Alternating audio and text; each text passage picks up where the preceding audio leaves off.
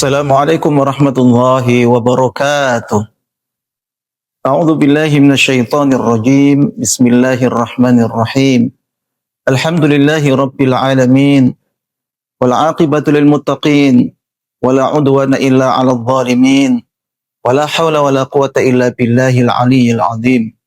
Asyhadu an la ilaha illallah wahdahu la syarika lah wa asyhadu anna Muhammadan abduhu wa rasuluhu la nabiyya ba'dah. Allahumma salli wa sallim ala nabiyyina wa maulana Muhammadin wa ala alihi wa sahbihi wa man tabi'ahu ila yaumiddin, amma ba'd. Pemirsa yang dirahmati Allah Subhanahu wa taala, bulan Ramadan adalah identik dengan Syahrul Quran, yaitu bulan Al-Quranul Karim, di mana kita ingin terus bergaul, berinteraksi dan dekat dengan Al-Quranul Karim dengan membaca, dengan merenungi ayat-ayatnya, dengan mendengarkan ayat-ayat suci Al-Quran. Yang mana bulan Ramadan ini dikarenakan dulunya diturunkan Al-Quranul Karim pada bulan Ramadan ini. Maka kiranya kita bertanya kepada diri kita masing-masing, sejauh mana Al-Quran itu bisa memberikan pengaruh pada diri kita. Mungkin kita perlu bertanya, apakah selama ini kita pernah menangis? Apakah selama ini kita bisa merasakan gemetarnya kulit kita dan juga merindingnya kulit kita ketika kita mendengarkan Al-Quran atau kita membaca Al-Quranul Karim? Hadirin ma'asyiral muslimin, para pemirsa yang dirahmati Allah Subhanahu wa taala. Pertanyaan ini sangat penting sekali sebagai indikator dalam hidup kita. Karena Al-Quran itu harusnya memiliki pengaruh pada diri kita. Akan tetapi kebanyakan manusia merasakan biasa-biasa saja dengan Al-Quranul Karim itu. Kebanyakan manusia ketika membaca Al-Quran dibaca di dalam mulutnya, tetapi tidak merasuk pada hatinya. Al-Quran didengarkan dan dinikmati hanya karena keindahan suara pembaca. Dikarenakan juga karena susunan ayat-ayat yang indah, tetapi tidak sampai merasuk kepada relung hati yang paling dalam. Padahal Allah Subhanahu wa taala berfirman dalam surah Az-Zumar, a'udzu billahi minasyaitonir rajim. Allahu nazzala ahsanal hadithi kitaban mutasyabihan mathaniya taqsha'iru minhu juludul ladzina yakhshawna rabbahum ثم تلين جلودهم وقلوبهم إلى ذكر الله. Allah telah menurunkan sebaik-baik perkataan, kitab yang ayat-ayatnya satu sama lain saling serupa dan selalu berulang-ulang, yang mana orang-orang yang takut kepada Tuhan mereka itu mereka kulitnya akan menjadi bergetar, kulitnya merinding, dan kemudian kulit dan hati mereka itu mudah lunak untuk bisa berzikir kepada Allah Subhanahu wa taala. Ma'asyiral muslimin hafizakumullah. Ini sangat penting sekali kita simak, karena kekuatan Al-Quran itu bisa membuat orang merinding, bergetar kulitnya, hatinya luluh. Al-Quran bisa membuat orang menangis dikarenakan mendapatkan sesuatu yang selama ini dia tidak dapatkan dari yang lainnya. Manusia mendengarkan Al-Quran, hatinya menjadi tenang, teduh, dan kemudian mudah untuk berzikir kepada Allah Subhanahu wa taala. Bagaimana gambaran Al-Quran ini bisa mempengaruhi manusia seperti yang dikatakan oleh Al-Quran tadi. Pada diri Rasulullah SAW sendiri, beliau pernah merasakan itu ketika beliau memerintahkan Abdullah ibnu Mas'ud radhiyallahu anhu. Ketika Rasulullah ingin agar Abdullah ibnu Mas'ud radhiyallahu anhu ini membacakan Al-Quran di hadapan Rasul Muhammad SAW, Abdullah ibnu Mas'ud mengatakan, "Ya Rasulullah, bagaimana mungkin saya membacakan Al-Quran yang Al-Quran itu diturunkan kepadamu?" Rasulullah SAW menjawab, "Saya ingin mendengar dari orang lain. Maka Abdullah ibnu Mas'ud membaca surah An-Nisa sampai pada ayat fa kaifa idza ji'na min kulli ummatin bi syahidin wa ji'na bika ala haula'i syahida. Maka bagaimana nanti ketika kami datangkan setiap umat itu ada seorang saksi dan aku datangkan kamu Muhammad sebagai saksi atas mereka semua. Ketika Rasulullah SAW mendengarkan ayat ini yang dibaca oleh Abdullah ibnu Mas'ud, lalu Rasulullah SAW merasakan sesuatu yang beda.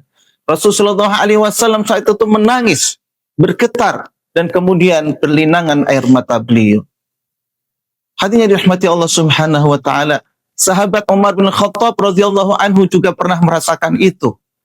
Ketika malam hari belum melakukan ekspedisi ditemani oleh salah seorang sahabat sampai kepada suatu rumah. Di rumah itu ada penghuninya yang sedang membaca Al-Qur'an yang suaranya sampai keluar.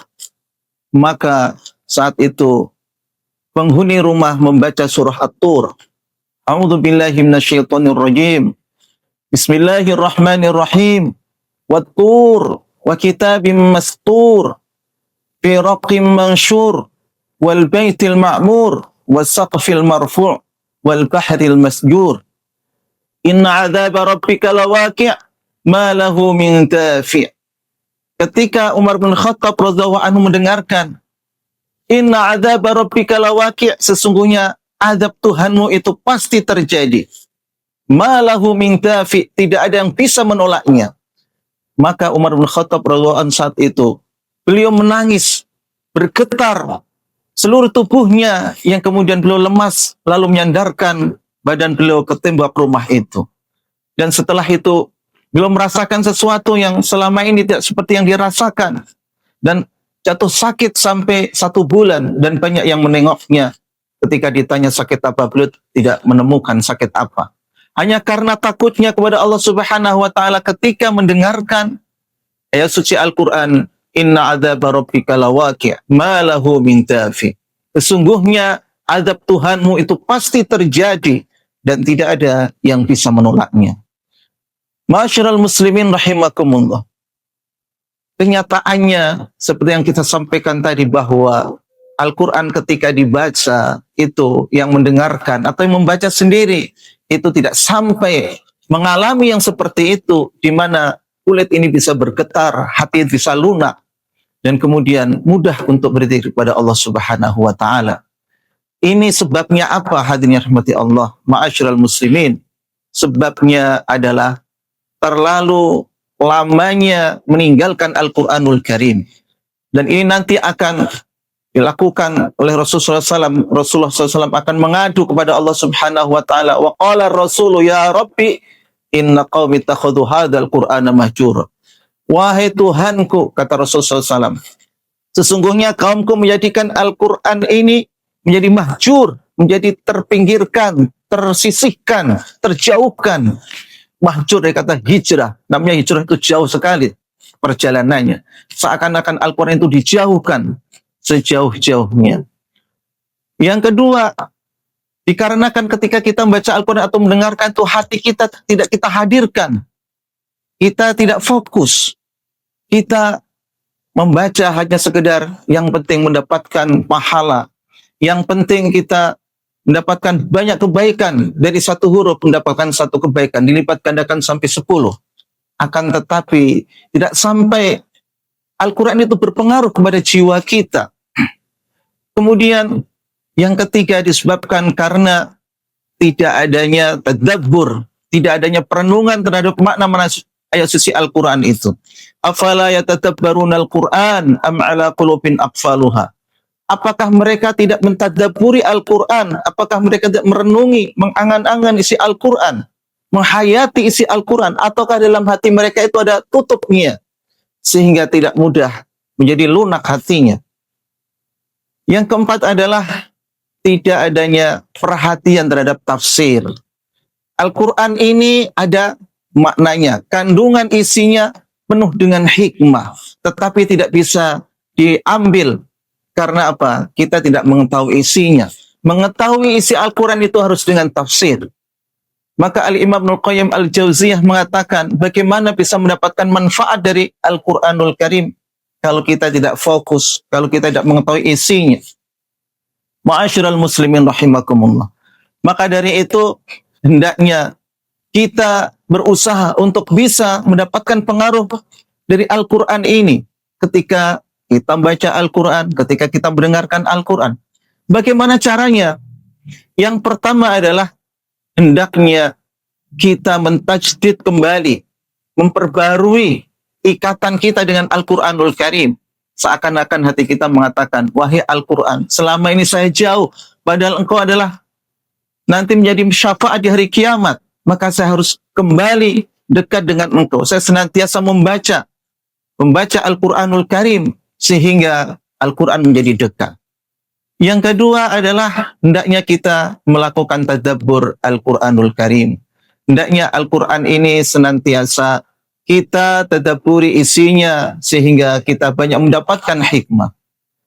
Lalu di antara hal yang bisa membuat kita mendapatkan pengaruh dari Al-Quran ini adalah kita membaca dengan cara yang lantang. Tidak diam-diam, tidak dibatin. Tetapi suara itu harus keluar. Beserta huruf-hurufnya, makharijul hurufnya, sifat-sifat hurufnya. Itu bisa kita suarakan.